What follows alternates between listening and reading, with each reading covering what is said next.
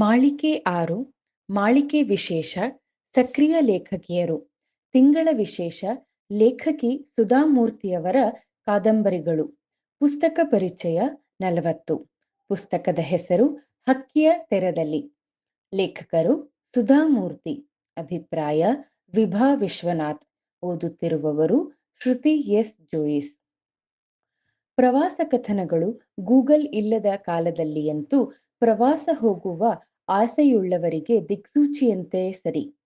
ಸುಧಾಮೂರ್ತಿಯವರ ಈ ಪ್ರವಾಸ ಕಥನ ಸರಳ ಕೈಪಿಡಿಯಂತೆ ಸೊಗಸಾಗಿ ಮೂಡಿಬಂದಿದೆ.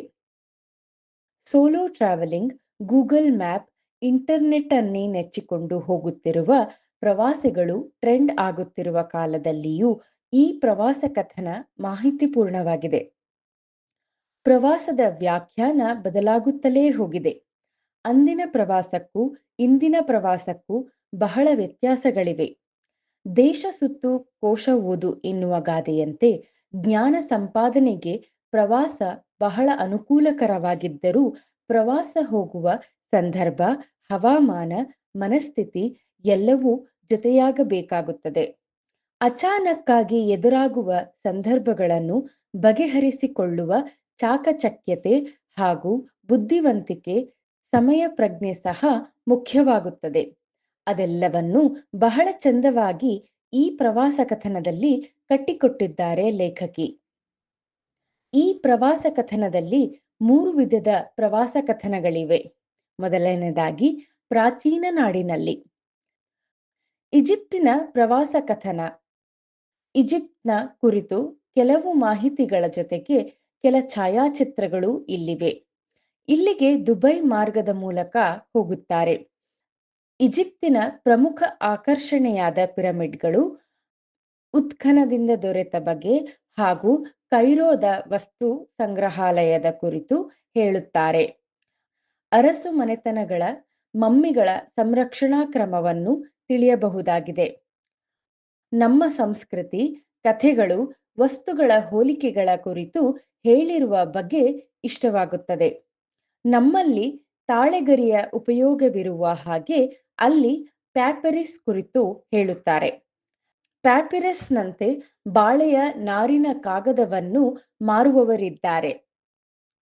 ಪ್ರವಾಸಿಗರು ಅವರೆರಡರ ವ್ಯತ್ಯಾಸವನ್ನು ತಿಳಿಯದೆ ಮೋಸ ಹೋಗುವುದೂ ಇದೆ. ಪಿರಮಿಡ್ನಂತೆಯೇ ಸ್ಫಿಂಕ್ಸ್ ಅನ್ನು ಈಜಿಪ್ಟಿನ ಗುರುತಾಗಿ ಗುರುತಿಸುತ್ತೇವೆ. ಸ್ಫಿಂಕ್ಸ್ ಎಂದರೆ ಎಲ್ಲವೂ ಸಿಂಹದೇಹಿಗಳೇ ಅಲ್ಲ, ಅದರಲ್ಲಿಯೂ ಇರುವ ವ್ಯತ್ಯಾಸವನ್ನು ಹೇಳುತ್ತಾರೆ. ಈಜಿಪ್ಟಿನ ಒಂದು ಕಾಲದ ಸುಂದರ ನಗರ ಮೆಂಫಿಸ್ ಅನ್ನು ತೋರುತ್ತಾರೆ. ಇಲ್ಲಿನ ಪ್ರಮುಖ ರಾಜವಂಶೀಯರು ಹಾಗೂ ಕಾರ್ನಾಕ್ ದೇವಾಲಯ ಹಾಗೂ ಲುಕ್ಸಾರ್ ದೇವಾಲಯದ ಕುರಿತು ಅನೇಕ ವಿಷಯಗಳ ಮಾಹಿತಿ ಇಲ್ಲಿವೆ. ಓದಿ ನೋಡಿ. ಎರಡನೆಯದಾಗಿ ಡಾಂಗ್ ಗ್ಯೂ ಕಿ, ಪೂರ್ವ ದೇಶದ ಕಥೆ.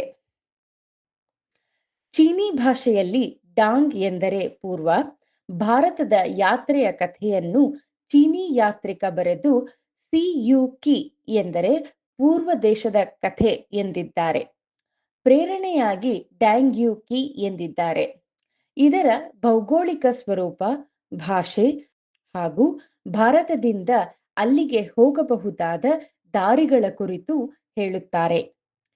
ಇವರು ಅಲ್ಲಿಗೆ ಹೋಗಿದ್ದು ಸಿಂಗಾಪುರದ ಮೂಲಕ. ಇವರು ಅಲ್ಲಿಗೆ ಹೋದಾಗ ಅಲ್ಲಿಯವರ ಭಾಷೆಗೂ ಇಂಗ್ಲಿಷ್ಗೂ ಇದ್ದ ಭಾಷೆಯ ವ್ಯತ್ಯಾಸವನ್ನು ತೋರುತ್ತಾರೆ. ಈಗಿನಂತೆ ಟ್ರಾನ್ಸ್ಲೇಟರ್ ಆ್ಯಪ್ಗಳೂ ಇಲ್ಲದಿದ್ದಾಗ ಎಲ್ಲವೂ ಅಲ್ಲಿನ ಚೀನಾ ಭಾಷೆಯಲ್ಲೇ ಬರೆದಿರುವ ಸಂದರ್ಭದಲ್ಲಿ ಅಲ್ಲಿನ ಓಡಾಟಕ್ಕೆ ಇವರು ಬಳಸಿದ ಬುದ್ಧಿವಂತಿಕೆಯನ್ನು ಓದಿಯೇ ತಿಳಿಯಬೇಕು. ಚೀನಾಂಬರಗಳೆಂದೇ ಸುಪ್ರಸಿದ್ಧವಾದ ಚೀನಾದ ರೇಷ್ಮೆಯ ಕಥೆಗಳನ್ನು ಹೇಳುತ್ತಾ ಅಲ್ಲಿನ ಉಡುಪುಗಳು, ಅಲಂಕಾರದ ದರ್ಶನ, ಅಲ್ಲಿನವರ ಸೈಕಲ್ ವ್ಯಾಮೋಹವನ್ನು, ಶೌಚಾಲಯದ ಸ್ವಚ್ಛತೆಯನ್ನು ದರ್ಶನ ಮಾಡಿಸುತ್ತಾರೆ. ಅಲ್ಲಿ ಇವರು ತೊಂದರೆ ಅನುಭವಿಸಿದ್ದು ಸಸ್ಯಾಹಾರದ ಆಹಾರ ಸಿಗದೆ ಇಲ್ಲಿನ ಜನ ಬೌದ್ಧ ಧರ್ಮವನ್ನೇ ಹೆಚ್ಚು ಪಾಲಿಸುತ್ತಿದ್ದರೂ ಸಸ್ಯಾಹಾರದ ಕುರಿತು ಒಲವು ತೋರದೇ ಇರುವುದೇಕೆ ಎಂದು ಯೋಚಿಸುತ್ತಾರೆ. ಲೇಖಕಿ ನೋಡಬಯಸಿದ್ದು ಫಾರ್ಬಿಡನ್ ಸಿಟಿಯನ್ನು. ಇದರ ವಿಶೇಷತೆಯನ್ನು ನೀವೇ ಓದಿ ಅರಿಯಿರಿ. ಚೀನಾದ ಡ್ರ್ಯಾಗನ್, ಅಲ್ಲಿನ ಜನರ ಅಂತ್ಯ, ದೇವಾಲಯಗಳು, ರಾಜವಂಶೀಯರ ಕುರಿತು ಹೇಳುತ್ತಾರೆ. ಮುಖ್ಯವಾಗಿ ಚೀನಾದ ಮಹಾಗೋಡೆ ಹಾಗೂ ಅಲ್ಲಿನ ಸ್ಥಿತಿಗತಿಯನ್ನು ತೋರುತ್ತಾರೆ. ಶಿಂಗ್ಲಿಯ ದುರಂತಗಾಥೆ ಮನಮಿಡಿಯುವಂತೆ ಮಾಡುತ್ತದೆ. ಮೂರನೆಯದಾಗಿ, ಸ್ತ್ರೀ ಸ್ವಾತಂತ್ರ್ಯದ ನಾಡಿನಲ್ಲಿ ಸ್ಕ್ಯಾಂಡಿನೇವಿಯಾ ದೇಶಗಳ ಪ್ರವಾಸ ಕಥನ. ಲೇಖಕಿ ಒಂದು ವಿಚಾರಗೋಷ್ಠಿಗೆ ಹೋಗಿದ್ದಾಗ ಅಲ್ಲಿ ಮಹಿಳೆ ಜಗತ್ತಿನಲ್ಲಿ ಆರ್ಥಿಕವಾಗಿ, ಸಾಮಾಜಿಕವಾಗಿ, ರಾಜಕೀಯವಾಗಿ ಮುಂದುವರಿದ 174 ದೇಶಗಳ ಪಟ್ಟಿ ತೋರುತ್ತಾರೆ. ವಿಪರ್ಯಾಸವೆಂದರೆ ಭಾರತ 173ನೇ ಸ್ಥಾನದಲ್ಲಿತ್ತು. ಆ ಪಟ್ಟಿಯಲ್ಲಿ ಮೊದಮೊದಲ ಸ್ಥಾನದಲ್ಲಿದ್ದ ದೇಶಗಳನ್ನು ದರ್ಶಿಸುವ ಅಪೇಕ್ಷೆ ಹೊಂದಿದ್ದರು. ಮುಖ್ಯವಾಗಿ ನೊಬೆಲ್ ನೆಲವಾದ ಸ್ವೀಡನ್ ಅನ್ನು ನೋಡಲು ಅಪೇಕ್ಷಿಸುತ್ತಾರೆ. ಸ್ವೀಡನ್, ನಾರ್ವೆ, ಡೆನ್ಮಾರ್ಕ್ ಈ 3 ದೇಶಗಳನ್ನು ಸ್ಕ್ಯಾಂಡಿನೇವಿಯನ್ ದೇಶಗಳೆಂದು ಕರೆಯುತ್ತಿದ್ದರು.